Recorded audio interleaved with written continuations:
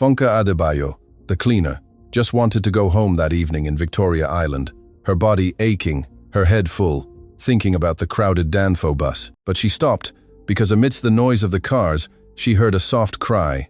Two identical girls, alone, lost.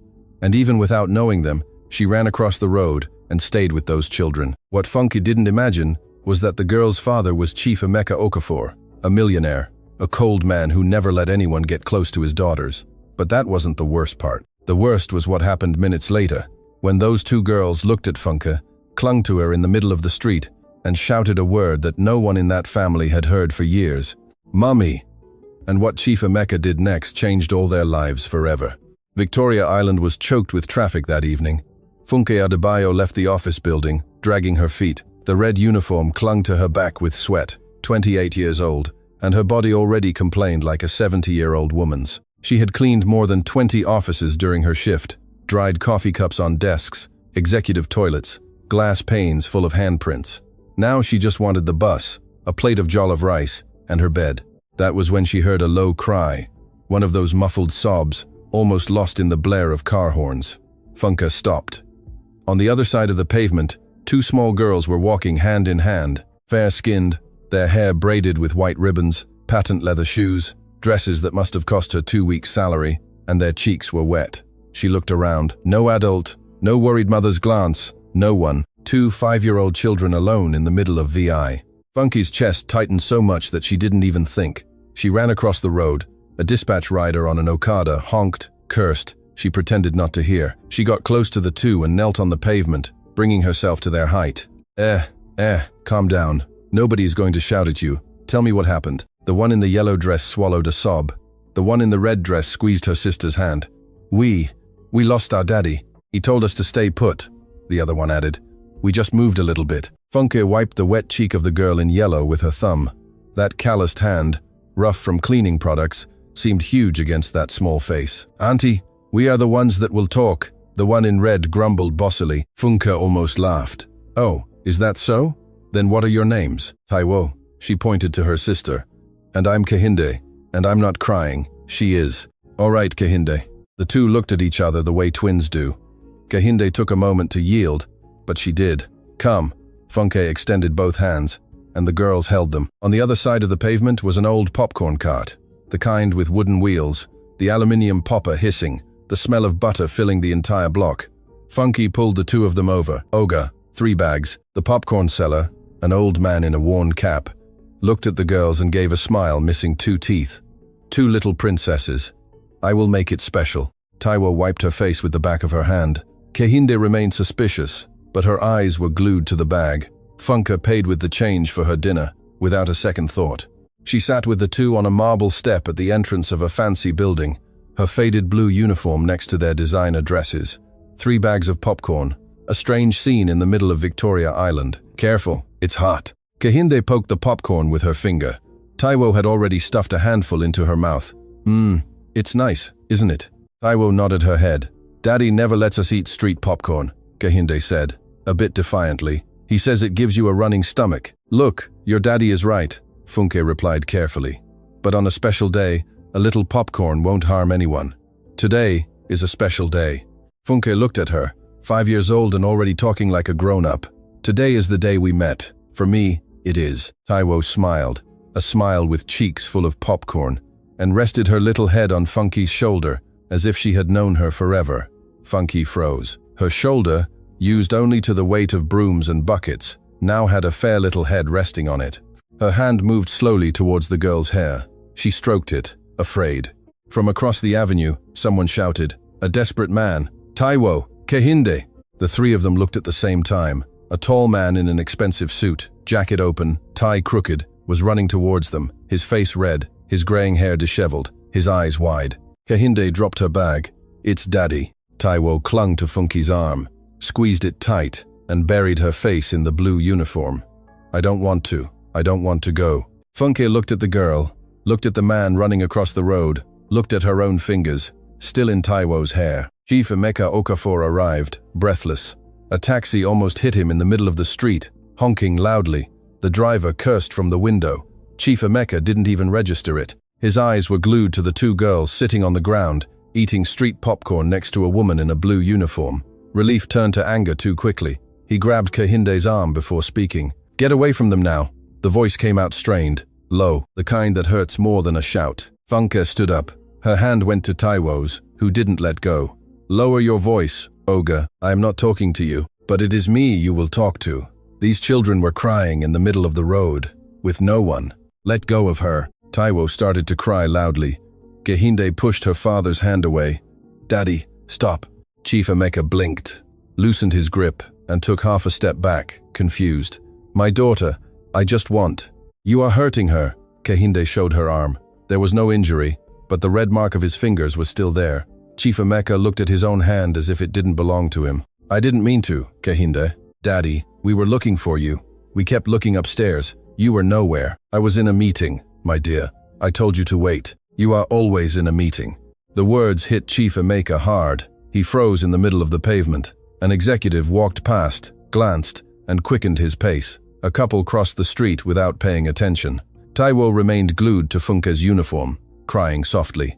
Kehinde crossed her little arms. Funke breathed slowly. She didn't want to get involved, but she wasn't going to leave with a child crying at the hem of her trousers. "Olga, can I say something?" Chief Emeka looked at her, really looked at her. She was short, with dark hair tied back haphazardly, short nails, a uniform stained with cleaning products, an ordinary woman, the kind he passed every day in the service elevator. "Speak, you are scared.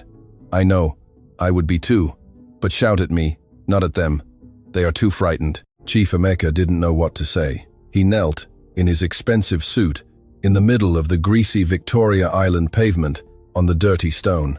His linen jacket touched the ground. He didn't even notice. "My daughters, I am sorry." Kehinde didn't answer. Taiwo turned her face a little, peeking at her father from the corner of Funke's uniform. "My loves," Daddy shouted badly. "He shouldn't have.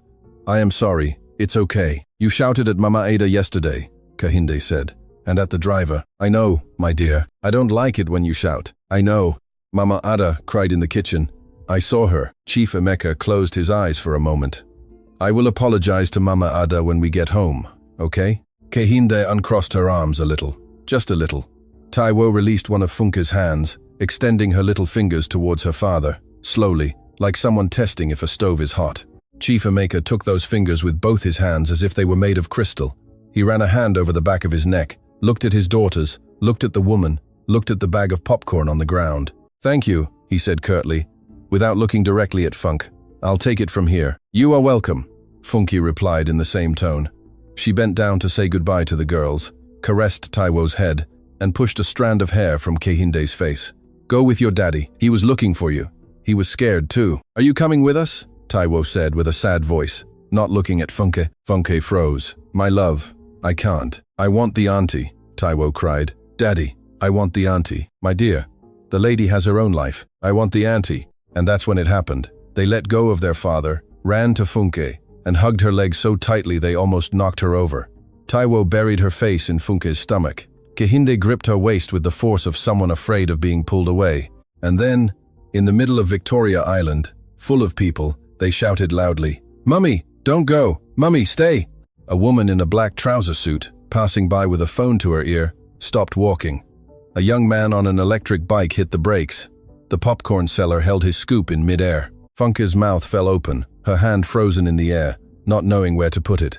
She wanted to explain. She wanted to shout that she hadn't asked for this. She wanted to say, "It wasn't me. I didn't say anything. I don't know where this came from." She looked at Chief Emeka, pleading for help. Chief Emeka was pale, white as a sheet. His mouth was open, his eyes fixed on his daughters, on that hug, on that word mummy. A word that hadn't been spoken in that family for 5 years.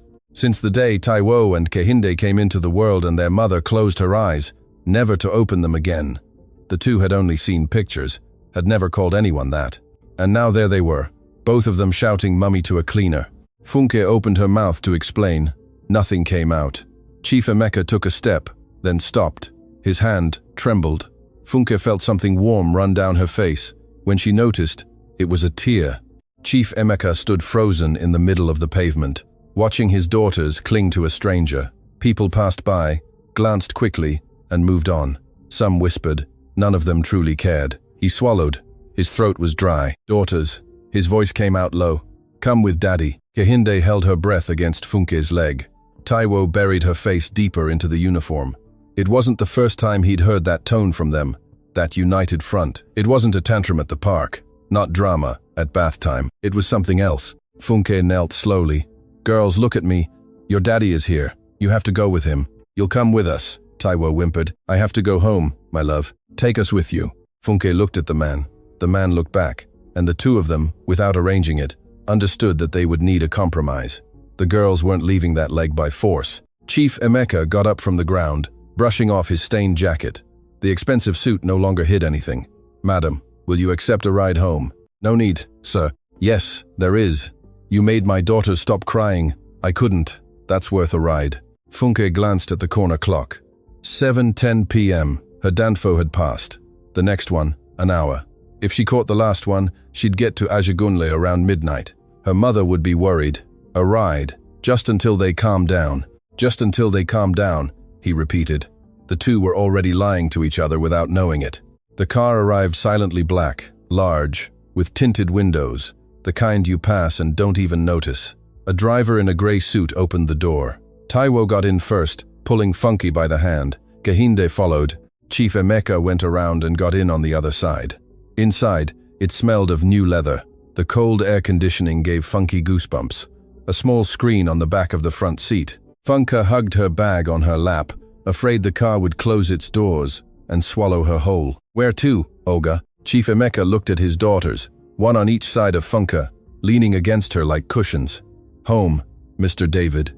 Afterwards, Ahegunle. Near the market bus stop, Funke added quickly. Do you know it? I know it, ma. No problem. The car got on the expressway and headed towards Banana Island. Taiwo closed her eyes before they reached the first traffic light. Kehinde took longer, but she also succumbed to sleep at the second. The heads of both girls rested on Funke, one on each side. Through the rearview mirror, she saw him. Chief Emeka was facing the window, but the glass reflected his face. His eyes were red. A thick tear ran down his cheek. He wiped it away quickly with the back of his hand. Didn't look back, didn't look at Funke. She lowered her head, adjusted Taiwo's hair. The car drove towards Banana Island. The buildings grew taller, the walls higher, the gates blacker. Funke looked out the window and saw a house with a gate that looked like a palace. She looked again, that was the house. The gate opened by itself, gliding silently. We have arrived. Chief Emeka got out first, lifted Taiwo into his arms. The girl mumbled in her sleep. He covered her with his stained linen jacket. Funke was left with Kehinde. The girl's warm breath was on her neck. She drooled a little on the uniform. Funke didn't mind. A woman with grey hair appeared at the door. An apron, a tea towel over her shoulder, a frightened look. Oga Emeka. Thank God. I was about to call the police. Mama Ada. It's all right. They fell asleep. Mama Ada stretched her neck to look inside the car. Her eyes narrowed for a second when she saw Funke with Kehinde in her arms. You came with her? I did, Funke replied awkwardly. I brought them back. Mama Ada understood even before hearing the rest. She came to the car door. Thank you, my dear. Come down. Funke got out. She stepped onto a marble floor so shiny she could see the reflection of her old sneakers. The rug at the entrance was softer than her mattress in Ajagunle. Second floor, first door on the right, Mama Ada whispered. Funke climbed the stairs with Kehinde in her arms. Each step was a different life from hers. Upstairs, Chief Emeka had already laid Taiwo on one of the pink beds. He took off her patent leather shoes with a care Funke hadn't expected. He gestured for her to lay Kehinde on the other bed. The two were sleeping soundly, their cheeks rosy. Chief Emeka looked at Funke. We need to talk, downstairs. The living room was too big. Funke stood, not knowing where to sit. Each sofa looked like a museum piece. Sit down, my dear. I'll bring you some coffee. Mama Ada appeared with a tray black coffee, hot puff, butter in a glass dish. Funke took the cup with both hands, trembling slightly. Chief Emeka sat in the chair opposite, loosened his tie. He looked older now, tired. What is your name? Funke Adebayo. Funke Adebayo what? Adebayo. Funke Adebayo. Where do you work? At the KBC Tower on Adiola Odeku, outsourced company. Cleaning. How much do you earn? Funke fell silent, looking at the puff. Oga. Sorry. Are you interrogating me? I didn't steal anything. I was just going home from work and found your daughters on the street. I did not mean to offend. I am trying to make a proposal. A proposal? Chief Emeka took a breath. He was a man used to giving orders. It was difficult to ask. Come work here. Nanny. Governess. You choose the title. I'll pay you triple what you earn in cleaning, accommodation, food, Sundays off, and you take care of the girls. Funke choked on the puff-puff, coughed. Mama Ada rushed over with a glass of water. Sir, are you offering me a job because your daughters called me mummy? I'm offering you a job because for 5 years those girls haven't slept properly. Those two upstairs are sleeping now. Because of you. His voice cracked on the last word. Just for a moment. But Funke caught it. Olga, with all due respect, you don't know me. I could be anything. A thief, or worse. The security guard at my building told me he saw you buying popcorn for my daughters with your own money. A thief doesn't spend money on strange children. Funke lowered her head, thought of her mother. Iya Funke, 62 years old, uncontrolled diabetes, expensive medicine. She thought about the rent for her single room in Ajagunle, 3 months overdue. She thought of her younger sister, Kemi, who had left home and never returned. She thought of her own back, which ached every night. Then she thought of the girl in the yellow dress sleeping upstairs, her bare foot peeking out from under the blanket. She lifted her chin. One condition.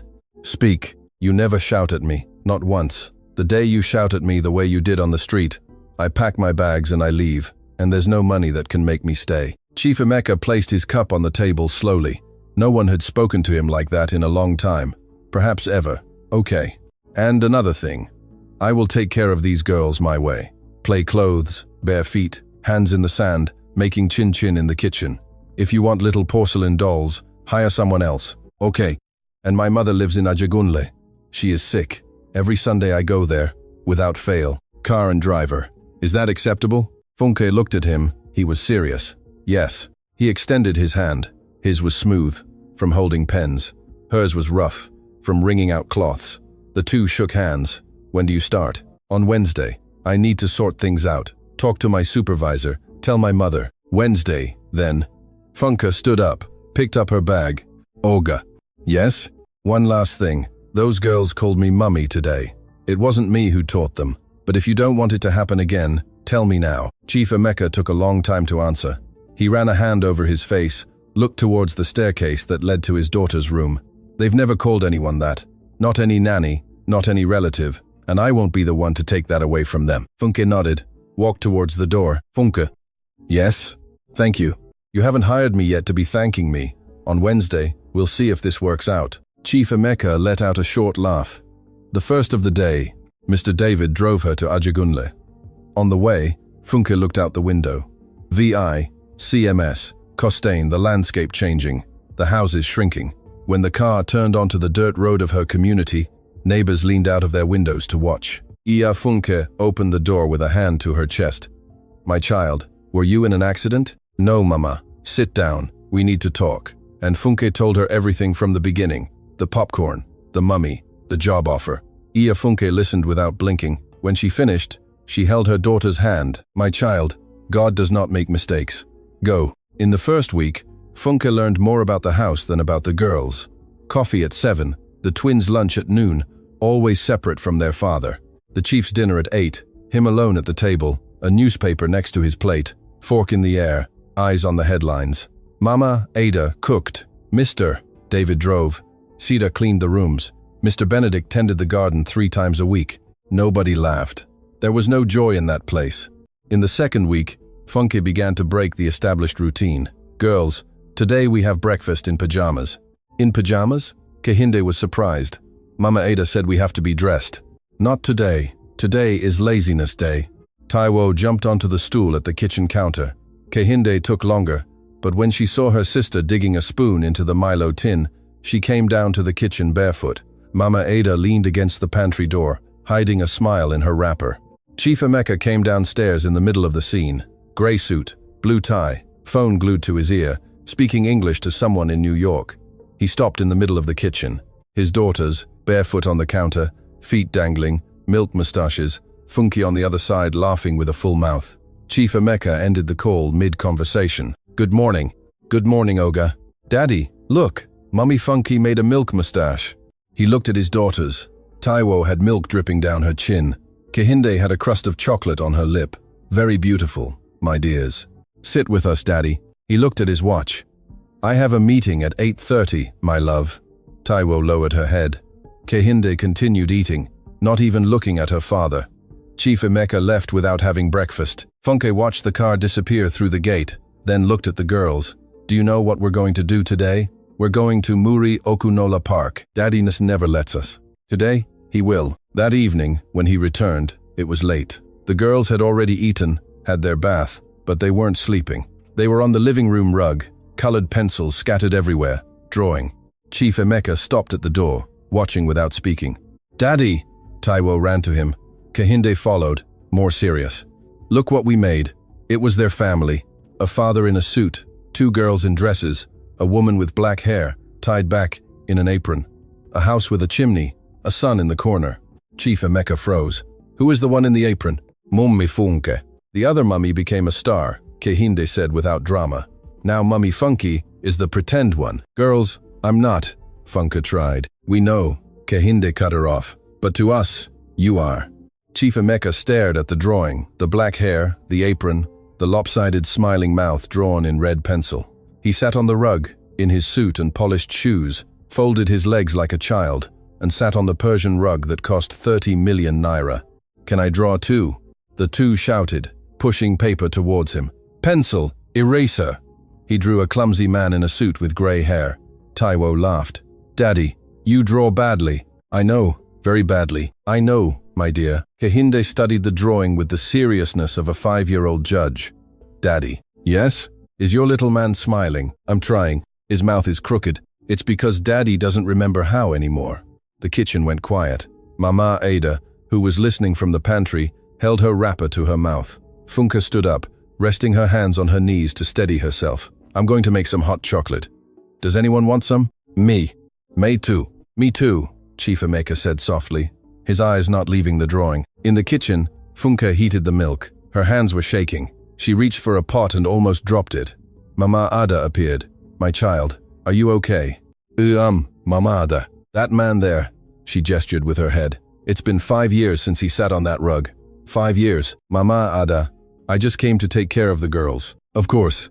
Just that. I'm an employee here. My dear, I am also an employee. We are people before we are employees. Funke lowered her head, stirred the chocolate with a spoon. The chocolate swirled down slowly. Mama, Ada, their mother, what was she like? A sweet thing. She never stopped. Did 1,000 things at once. Danced by herself in the kitchen, listening to the radio. She would have liked you. Funke bit her lip and turned off the stove. In the living room, Chief Emeka was lying on his stomach on the rug. The 2 girls had climbed onto him.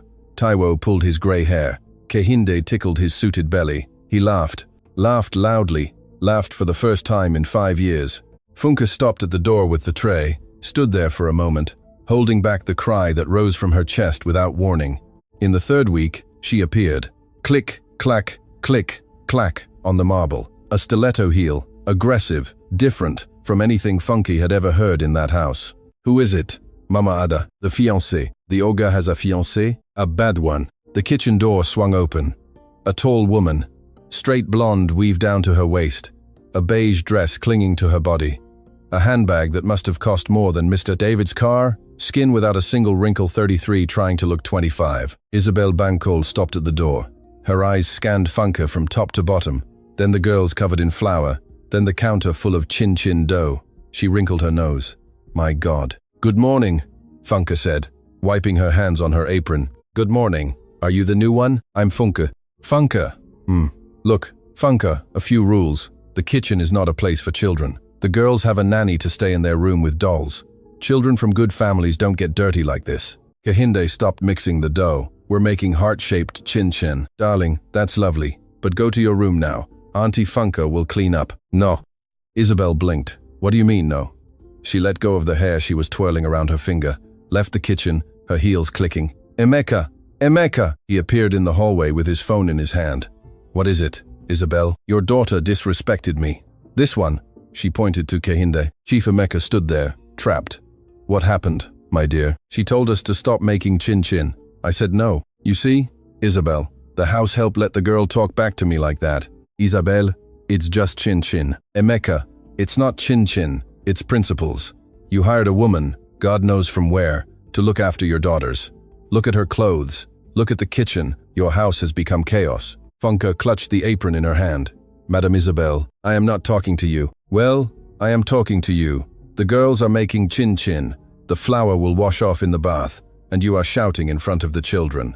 Isabel turned her head slowly. Emeka, are you going to allow this? Taiwo started to cry softly. Kehinde dropped her spoon. Emeka looked at his crying daughter, something he hadn't been able to bear his whole life. Isabel, come to the living room. No way, I'm talking to them. In the living room. His tone rose for the first time against Isabel. She swallowed, turned, and walked away, heels clicking again. Emeka looked at Funke, looked at his daughters, and knelt in the middle of the kitchen. Girls, I'm sorry. Keep making the chin-chin. Daddy, Kehinde said, looking deep into his eyes. She's done it before. Done what, my dear? Kehinde lifted her pyjama sleeve, showing an old faded bruise, but it was there. She squeezed my arm. She said if I told, Daddy would be angry with me. Chief Emeka took his daughter's arm with a gentleness that didn't match the size of his hand. When was this, Kehinde? The last time she came here. Why didn't you tell me? Because she said Daddy would take her side. Chief Emeka closed his eyes. Taiwo leaned against her sister. It's true, Daddy. I saw it. Chief Emeka stood up slowly. Funke, finish the chin-chin with them. I need to sort something out. He left the kitchen. Funke stood still, looked at the two. Girls, come here. She pulled them into a hug, held them tight, felt Kehinde's heart beating against her chest, felt Taiwo's little finger tangled in her hair. You won't leave, will you? Taiwo whispered. No, my love. Promise? I promise. Mama Ada entered the kitchen, looked at Funke. My child, now the war is real. From the other side of the house, Isabel's scream pierced through 3 walls, her voice rising, falling, crying, threatening. Emeka's voice was deep, low, giving nothing away. The girls heard. Kehinde grabbed Mama Ada's wrapper and covered her sister's ears. Don't listen, Taiwo, don't listen. Funke hugged them tighter. Girls, let's finish our chin-chin. The heart-shaped ones. Heart-shaped. The 3 continued to mix the dough, flour rising in the air, and in the living room, the war had just begun. Emeka didn't break up with her that day. Isabel cried beautifully, without smudging her makeup. She swore that Kehinde had bumped her arm somewhere. She swore on her life that she loved the girls. She swore it was a misunderstanding. Emeka half believed her, but something between them cracked. He started coming home earlier. He began to ask Mama Ada to let him know when Isabel was coming. He started avoiding the restaurant in Ikoyi where they always had dinner, and he began, without realizing, to look for Funke with his eyes in every room. The house's routine changed. Funke woke the girls up singing songs from Nollywood movies. She'd braid one's hair to the side, the other in pigtails. Breakfast with Mama Ada's puff-puff. School in Lekki, back to Muri Okunola Park. Afternoons on the rug with coloring pencils. Bath, dinner, story time. One Tuesday, she was telling the story of the tortoise to the girls in their room. Emeka stopped in the hallway, listening, and the tortoise takes the woman's pestle, stirs the soup on the fire, and disappears, laughing. Mummy Funke, does the tortoise live in the bush? He lives in the whirlwind. When the wind gathers dust and spins, the tortoise is inside. My grandmother used to say, your grandmother knew him. My grandmother knew everything, my love. Did someone tell stories like that to our mummy? Funke stopped. Her hand paused on Taiwo's hair. I didn't know your mummy, my love. But every mother tells stories. Daddy doesn't tell stories. Your daddy tells them in his own way. He doesn't tell any. Daddy works. Emeka entered the room. The 3 of them looked up. Can I tell one now? Taiwo's eyes widened. Can you? He sat on the edge of the other bed. He seemed too big on that pink bedspread. He loosened his tie, thought for a moment. Once upon a time, there was a trailer driver. A trailer driver? Daddy? Yes. An old trailer that went G-bim, G-bim, G-bim in the engine. And this driver traveled the roads alone because he had lost his wife a long time ago.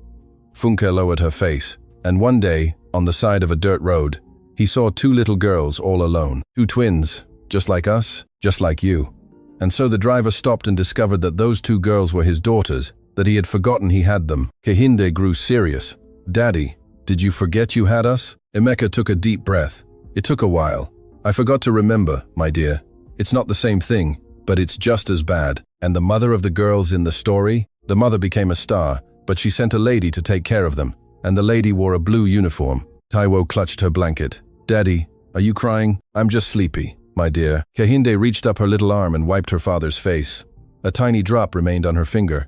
This isn't sleep, Daddy. Emeka swallowed, sniffled, pulled Kehinde onto his lap, and then Taiwo, and stayed there for a long time without saying anything else. Funke got up silently, left, leaving the three of them.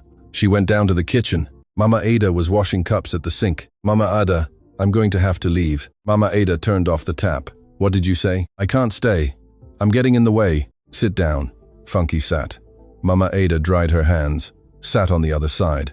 My child, did you hear that man tell a story to those girls today? That man didn't even tell stories to himself. Do you think that's getting in the way? Mama Ada, I'm the nanny. He's the boss. He has a fiancée. The fiancée is hanging on for his money. She doesn't love anyone. I've worked in this house for 17 years. I know, but it's not right. You came to take care of the girls. Take care of the rest. The rest is up to God. Funke squeezed Mama Ada's hand. I'm scared, Mama Ada. I'm also scared every day, my child. We are scared, and we do it anyway. Iya Funke had said something similar one Sunday. On the way to the market, her arm linked with her daughter's, she said, my child, when God opens a door, we don't close it because we're afraid to walk through. Funke looked out the kitchen window. Upstairs, the light in the girls' room was still on. Isabel had sent 3 messages to Emeka during dinner. He hadn't replied to any of them. That was going to have consequences. And the consequences came 2 days later at the mall. On Saturday, Funke took the girls to the Palms. Emeka had asked her to. He left his credit card, informed the store manager. The girls needed shoes for school, trainers for PE, sandals for the hot season. Taiwo was jumping on the shiny floor. Kehinde held Funke's hand tightly, looking around as if counting the exits. Mummy Funke, look at that doll. We'll look later, my love. Shoes first. Click, clack, click, clack. Funke recognized the heels before she turned. Isabel was coming down the mall corridor. 3 friends behind her, all looking the same. Straight weaves, expensive handbags, the same perfume. What a coincidence. Funke straightened her back. Good morning, Madam Isabel. Girls, come give Auntie a kiss. Taiwo and Kehinde didn't move. Girls, I'm talking. We don't want to, Kehinde said. Isabel laughed for her friends. A thin, rehearsed laugh. You see? Ill-mannered children. It's the nanny's fault. Look at her uniform. Look at her hair. One of the friends, a brunette with blonde highlights, whispered, Is she the one from the mainland? The very one. The other 2 laughed. Funke took a breath. She wasn't going to fight in front of the girls. Girls, let's go to the store. Wait a minute, Funke. Isabel grabbed Kehinde's arm. Let go, Funke said quietly, but her voice didn't tremble. What? Let go of the girl's arm. Now, Isabel's friends took a half step back. They sensed something different in Funke's voice. Isabel let go, pretending it was her choice. Funke, I'll be honest in front of my friends, who are witnesses. Emeka told me everything. Oh? Everything like what? That you're hitting on him, that he's tired of you, that it was a mistake to hire you. The 3 friends shook their heads with feigned pity. Funke felt a chill run up her spine. For a second, she doubted. Had he said that? She looked at the girls. She was about to believe it. That's when Kehinde spoke. Liar. What did you say, girl? Liar. You are lying, Auntie. Yesterday on the phone, Daddy said Funke was the best thing that happened to us. I heard it. You did not hear it. I did. And you were behind the kitchen door. I saw you in the reflection on the cooker. You were hiding like a cockroach. One of the friends' eyes widened. Isabel, you were listening behind the door. Of course not. This child is making things up.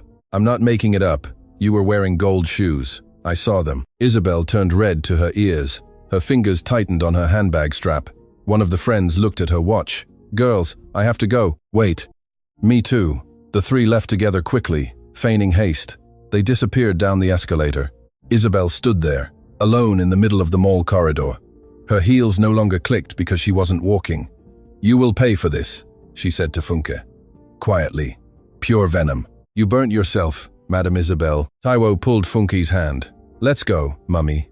And she walked past Isabel, in front of everyone in the mall who had stopped to watch. Kehinde took Funke's other hand. Let's go, Mummy. The 2 of them dragged Funke away. Funke didn't look back, but she felt the weight of Isabel's hatred burning her back the entire way. A while later, in the car, Taiwo started to cry.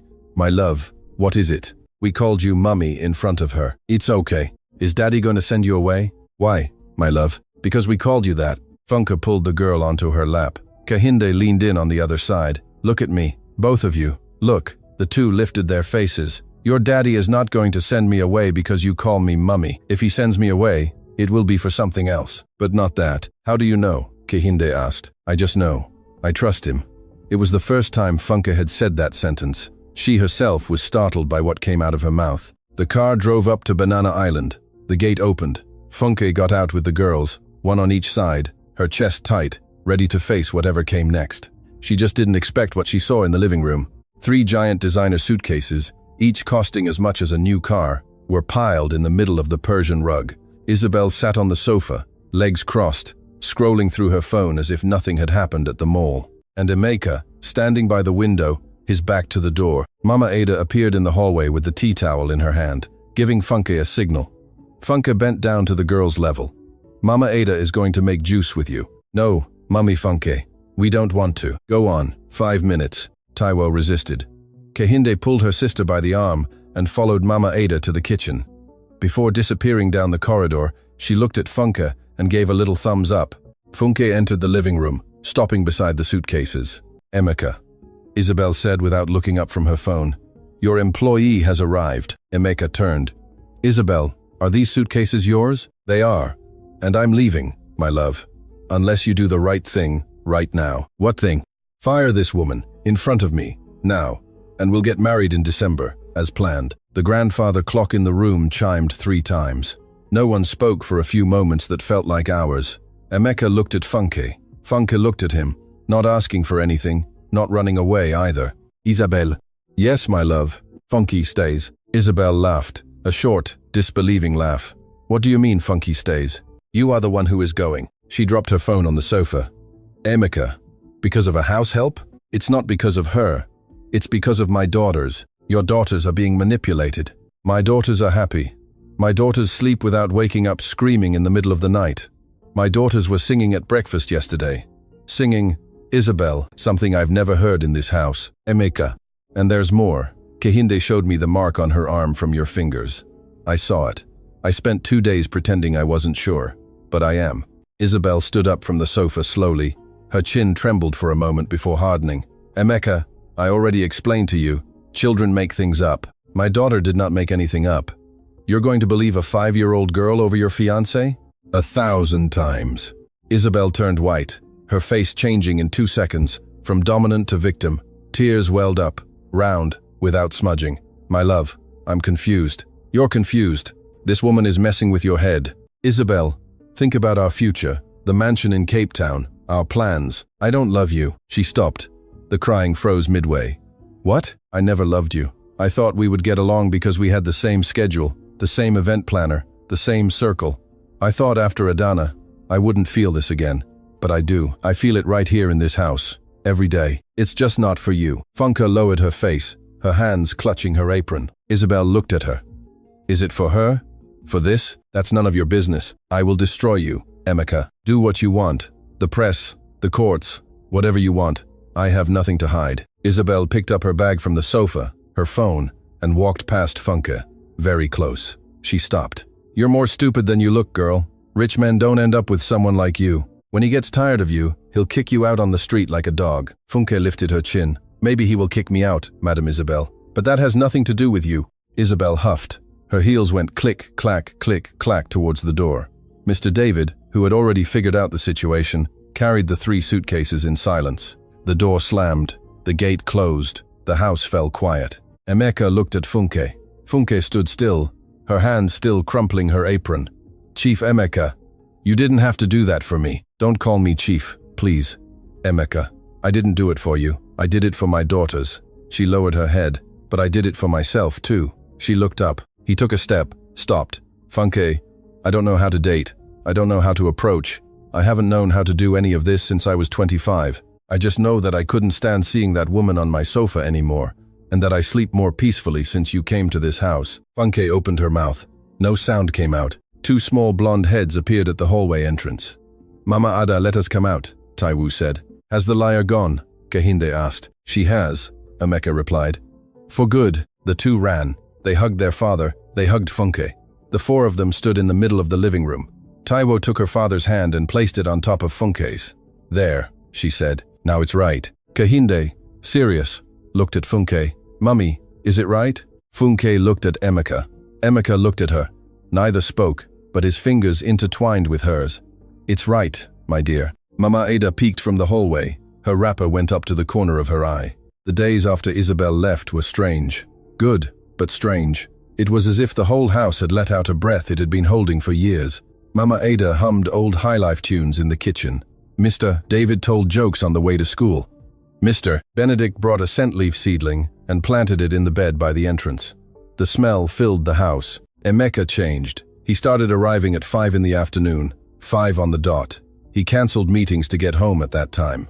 The girls would run to the door when they heard the car. He would bend down, pick one up in each arm, kiss each on the forehead. But with Funke, he froze. He'd stand at the kitchen door, start a sentence, give up. He'd let his hand touch hers by accident and pull it back quickly, as if he'd touched a hot iron. Funke froze too. She was afraid of many things. Afraid of him, of herself, of what people would say. One Thursday, she was hanging the girls' clothes on the line at the back of the yard. Emeka appeared, no tie, shirt sleeves rolled up. Can I help? Funke looked at him, stifled a laugh. You, sir, hanging clothes? Why not, Emeka? Are you a billionaire? And so? Do billionaires not have arms? She laughed. He laughed too. He took a pink t-shirt of Taiwo's, hung it with the hem up. That's wrong. Wrong how?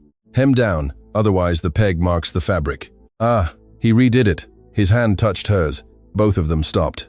Funke felt her face burn. She looked away. Emeka. Yes? We need to talk. I know. I can't stay in this house without knowing what we are. I don't sleep properly. Me neither.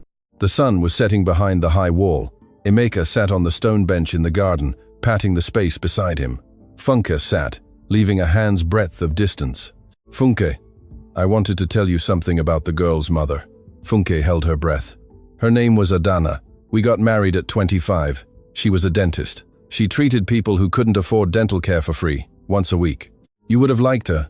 Funke smiled faintly. We tried for a child for 3 years. Nothing. When it happened, it was double. The doctor said it was high risk. She was on bed rest for 6 months. Everything seemed fine. On the day of the delivery, there were complications. They tried. They couldn't save her. She passed on the same day the girls arrived. Funke slowly reached out her hand, placed it on top of his. I spent a year without really looking at the girls. I know it's ugly. I know it's horrible. But every time I looked at them, I saw Adana dying. So I hired nannies, schools, everything I could hire. I thought I was being a father. He turned his face. His eyes were red. Then the two of them disappeared that day. And when I found them, they were laughing. Funke. It's been 5 years since I heard those two laugh together. A real laugh. Funke, you walked through that door, and without realizing it, you brought life back to this house. You gave me back my daughters, and in a way I can't even explain, you ended up bringing me back too. I know it's a lot to ask, but I don't want you to stay here just as their nanny. I want you to stay as the woman you are, the woman I've learned to love as part of our family. Funke wiped her face. Stubborn tears were running freely. Emeka, I have a sick mother in Ajagunle. I was a cleaner. Now I'm a nanny. Your friends will laugh at you. Let them laugh. The mothers at the girls' school will whisper behind our backs. Let them whisper. I don't know how to eat with 3 forks. I'll teach you. Anyway, you only need 1 fork. The other 2 are just for show. She laughed. A hearty, loud laugh. I'm scared, Emeka. Me too, Funke. But I'll be scared by your side, not from afar. He turned his face. Their eyes met. Emeka moved closer slowly, rested his forehead against hers. He stayed like that for a while. The kiss came slowly, small, almost asking for permission. Behind the clothesline, 2 small fair heads were peeking, hidden. Mama Ada was holding back a laugh with her wrapper. Are they kissing? Taiwo whispered. Shh. Is she going to be our mother forever? I think so, Kehinde said. You think?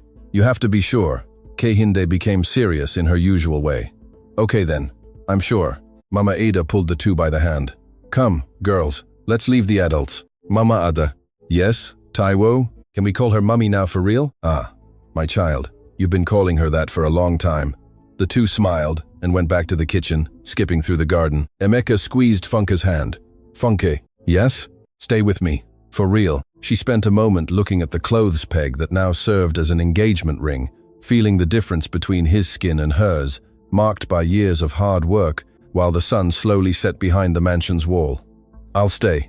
8 months passed. The mansion was not the same.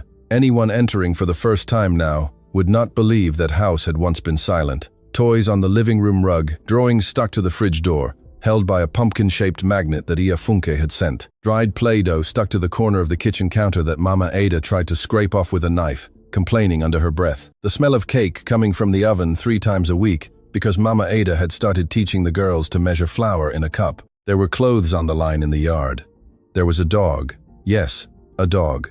A local dog, a brown mongrel that Funky found on the street in VI and brought home hidden in a shopping bag. Emeka found out 2 days later when the creature chewed his Italian shoe. He wanted to get angry, looked at the girls, didn't get angry. He named him Popcorn. The dog became king of the house. Funke's mother, Ia Funke, was better. Emeka paid for a private doctor, imported medicine, specialists. Ia Funke's diabetes was under control. She started walking without a cane. Now she came to spend Sundays at the mansion. She would arrive with a container of beans because she said Mama Ada's beans were good, but hers were better. And Mama Ada would pretend to argue. The two became friends like in an afternoon soap opera. One Saturday afternoon, in the mansion's garden, there was a party. The twins' birthday, 6 years old. It wasn't a glamorous party, it was a simple one, just family. Ia Funke, Mama Ada, Mr. David, Mr. Benedict, Emeka's brother, Rodrigo, who had started visiting the house again after being away for 8 years, and 7 little school friends. Cake, chin-chin, small chops, and popcorn. Of course, popcorn had become a tradition. Every birthday, every Sunday, every weekend. Taiwo appeared running in a yellow dress. Kehinde came behind her in the same dress, but with a pocket on the side. Kehinde liked to have a pocket to keep things. Mummy, Mummy, Popcorn ate the chin-chin. Funke dropped the basket of bread. Popcorn. The dog shot off with chin-chin on its face, tail wagging with happiness. Everyone laughed. Emeka was sitting on a wooden chair under the garden's mango tree. He looked at the scene. His chest tightened in that good way he had learned to recognize. Funke came closer, sat on the grass beside him, panting. This animal will be the end of me. No, he won't. He loves you. He loves Chin-Chin. Emeka took her hand, which was no longer so calloused because she had stopped scrubbing floors 6 months ago. He held it. The two had been together for 8 months, for real, without hiding. The girls had celebrated with a giant drawing, the 4 of them holding hands with a huge sun above them. Funke. Yes? I want to ask you something. If it's about getting the dog off the sofa, no. He laughed. It's not that. He reached into his pocket, took out a small, old velvet box, the lining worn at the corners. Funky's eyes widened. Emeka. It wasn't Adana's. I want to make that clear. It was my grandmother's. She gave it to me before she passed, and told me to give it to the right woman. I kept it for 9 years. It never fit anyone. Now it does. He opened it. A simple ring, yellow gold, a small, slightly worn blue stone. My grandmother was a seamstress, raised 7 children. She got this stone from my grandfather when he was still a milk delivery man. It was all he had. Funke covered her mouth with her hand. Funke, will you marry me? The 2 girls, who were pretending to play tag by the mango tree, shouted before she could answer. Say yes, Mummy, say it. Everyone looked. Ia Funke squeezed Mama Ada's hand. Mama Ada brought her wrapper to her eyes, and this time the wrapper came away wet. Funke cried, laughed while crying. Yes, Emeka, I will. He put the ring on her finger. It fit, as if it had been waiting for that finger its whole life. The 2 girls threw themselves on top of them. The 4 of them fell onto the grass. Popcorn joined in, licking anyone's face he could reach. Kehinde let him. Taiwo complained, but let him too. Ia Funke nudged Mama Ada. Look, Ada, my girl has become a princess. Princess, nothing. Funky. She's become a mother. The 2 old women hugged under the mango tree, not letting go for a long time. Emeka took Funky's face, rested his forehead against hers. Thank you for bumping into my daughters that day. Thank you for letting me stay. Taiwo stuck her head between the 2.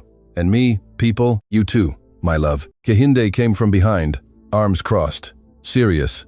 Finally, Emeka pulled her onto his lap, kissed her forehead, kissed her sisters, kissed Funke's hand. On the other side of the garden, Mr. David took off his cap, looked at the sky, quickly wiped the corner of his eye, and put his cap back on. Madam Adana, he said softly. No one heard. Everything is all right now. You can rest. A breeze passed through the mango tree. A leaf fell into Taiwo's lap. The girl picked it up, put it in her dress pocket. Forever, she whispered. My friends, what a touching story we have just heard, isn't it? You know, I think about Emeka, a man who had everything money could buy but lived in a desert of silence.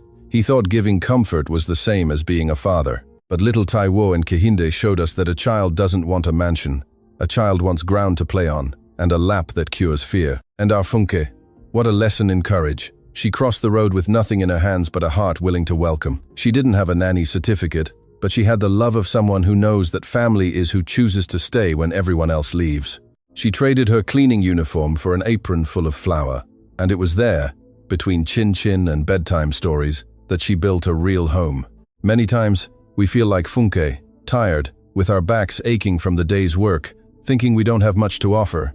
But this story reminds us that our care, that cup of tea we make with love, the hug we give a grandchild, or the support we give a friend, is what saves the world from being a cold place, like the streets of VI. May you today feel valued for every piece of heart-shaped chin-chin you have prepared in your life.